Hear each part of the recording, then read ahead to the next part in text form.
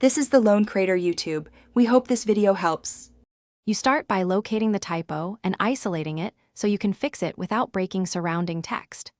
Once found, use a search to reveal duplicates. This saves repeated edits. Make sure to compare with your style guide or the original source to confirm the correct spelling and punctuation. Doing this first prevents inconsistent fixes later and helps you choose whether to change a single instance or apply a global correction across the file. Once you know the correct form, edit the typo directly or use batch replace to fix all instances.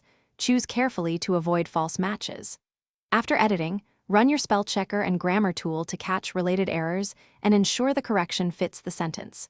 Make sure to preview the change in context. Headings, captions, code snippets, or hyperlinks can behave differently.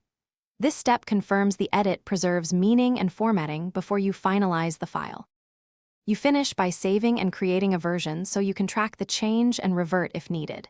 Then test the document in its final format, exported PDF, web preview, or published page, to confirm layout and links remain intact. If the correction causes layout shifts or broken links, revert to the saved version and make a targeted adjustment around the typo. If things go wrong, use version history to compare revisions and restore a stable copy. Thanks for watching. Consider subscribing if we helped you.